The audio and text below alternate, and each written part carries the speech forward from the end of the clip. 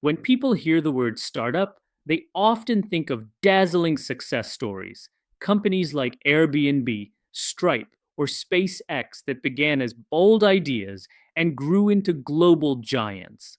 The startup world inspires ambitious dreams, but it also generates countless misconceptions that mislead founders.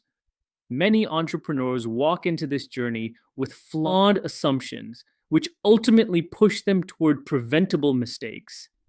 That's why the failure rate is so shockingly high. Nearly 90% of startups collapse within their first few years. But here's the crucial truth: most of those failures are not random. They don't happen because of bad luck. They happen because of predictable patterns and avoidable missteps. By pulling back the curtain on these myths and failures, we can give ourselves a real advantage.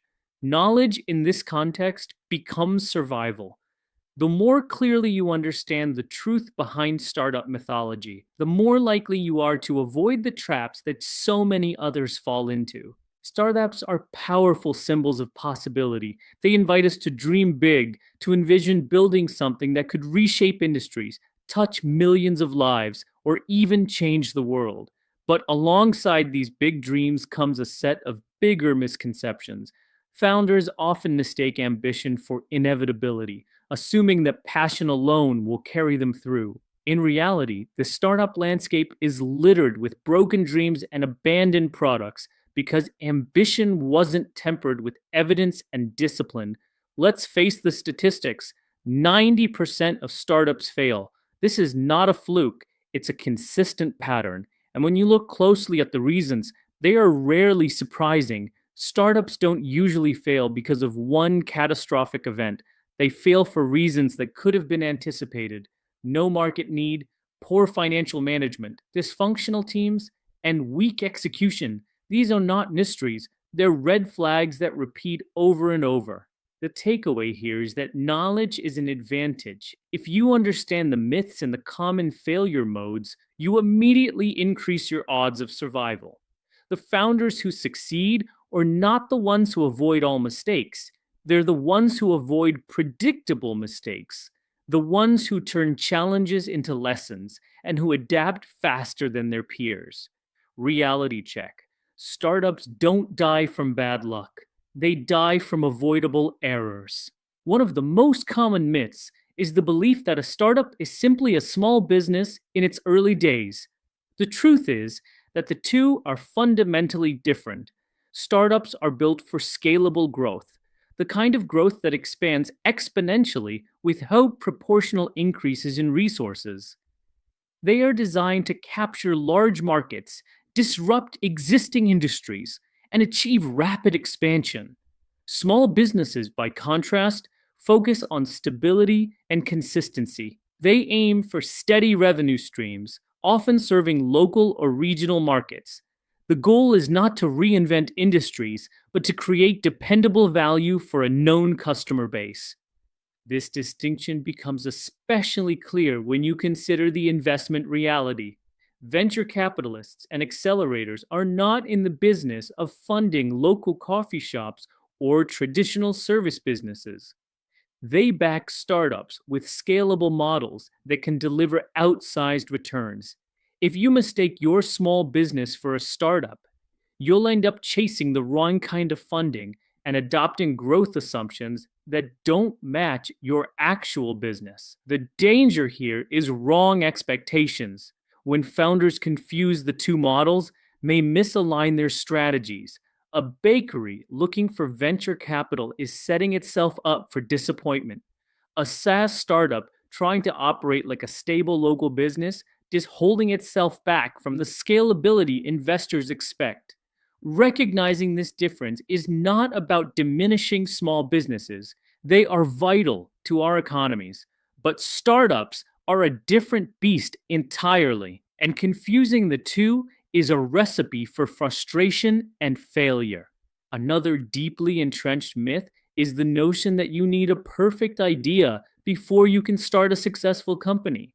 Many aspiring entrepreneurs wait endlessly for that lightning bolt of genius, convinced that unless their idea is flawless, it cannot begin. This belief is not only wrong, it's paralyzing. The truth is that ideas evolve. Great startups rarely emerge from a single brilliant spark. They emerge from countless iterations, shaped by customer feedback, trial and error, and adaptation. In fact, what matters most is not the idea itself, but the execution, timing, deep understanding of the market, and the founder's ability to learn quickly and adapt. All of these outweigh the brilliance of the initial concept. History is full of pivot success stories that prove this point.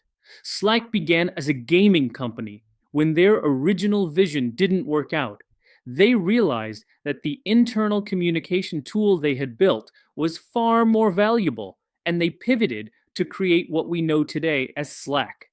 Twitter began as a podcasting platform before realizing that short, public messages had greater traction.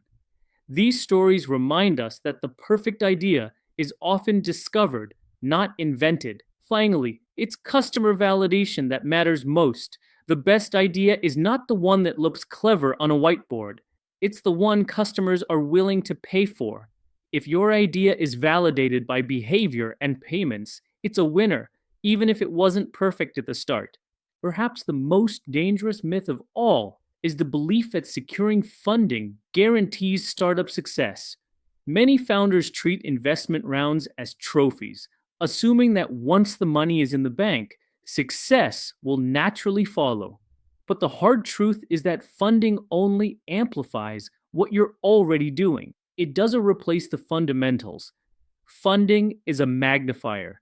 If you have strong execution and product market fit, money accelerates your growth. But if you lack those fundamentals, funding only speeds up your failure.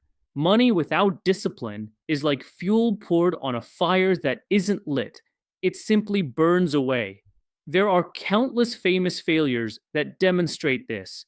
Quibi raised $1.75 billion, yet collapsed within months because it misread consumer demand. Theranos raised nearly $1 billion, but fell apart because its core technology didn't work. These examples prove that no amount of funding can fix a flawed product or a broken business model. That's why smart founders focus on validation before funding. They test ideas with little to no money, ensuring that the fundamentals are solid before pouring in capital. Because in the end, money is not the solution. It's just an accelerant. Without discipline, it only leads to faster failure. So, if the myths aren't true, what are the real reasons startups fail? Time and again, research shows the same set of culprits. The biggest reason is no market need. Startups often build solutions to problems that don't exist, or at least not in a way customers are willing to pay for. A product without a real customer problem behind it is doomed, no matter how clever it may be. Another common reason is cash mismanagement. Startups burn through money too quickly, failing to balance their runway with their progress. When the burn rate outpaces revenue and there's no clear path to profitability or the next round of funding, the company simply runs out of oxygen. Team dysfunction is another frequent killer. Misaligned co-founders, poor hiring choices, or lack of complementary skills can derail even the most promising ideas. Startups are fragile, and when the team breaks down, the company almost always follows. Then there's competition and timing. Sometimes a rival is better funded, moves faster, or captures the market opportunity before you do. Timing is critical in startups, and being too early or too late can both be fatal. Finally, poor execution can sink a company. Lack of focus, weak go-to-market strategies, or failure to iterate quickly enough all undermine growth. Execution is what turns ideas into impact, and without it, even the best ideas die quietly. The most important takeaway is that failure is predictable. When you look across thousands of failed startups, the same patterns appear again and again. This predictability is actually good news because it means failure can be anticipated and avoided. Avoiding myths requires focusing on evidence over hype. Instead of clinging to assumptions, founders must constantly validate with real world data. Execution matters more than storytelling, and resilience, the willingness to adapt, to test, and to change course, is more valuable than blind optimism. The best founders understand the power of fast learning cycles. They fail fast, learn fast, and adapt fast. Every setback becomes a data point, every rejection a signal, every failure a step closer to success. They don't avoid failure entirely, they transform it into a system of continuous learning. Over time, these cycles compound into wisdom, adaptability, and ultimately, the ability to succeed where others give up. That's the real reality check. Success in startups is not about avoiding failure, it's about mastering it, converting it into progress, and outpacing everyone else in the race to learn. The mythology of startups can be inspiring, but it can also be dangerous. Believing that startups are just small businesses, that you need a perfect idea, or that funding will guarantee success are traps that lure countless founders down the wrong path. The truth is that startups fail for far more predictable practical reasons: no market need, mismanaged cash, dysfunctional teams, poor timing, and weak execution.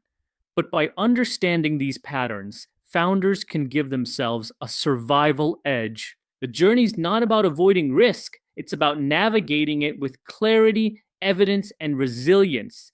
The best founders know that myths are comforting but dangerous, while reality, though harsh, provides the roadmap to success. By embracing evidence, focusing on disciplined execution, and treating failure as fuel for learning, you dramatically improve your odds of building something that lasts. And in the end, that is what separates the 90% who fail from the rare few who change the world.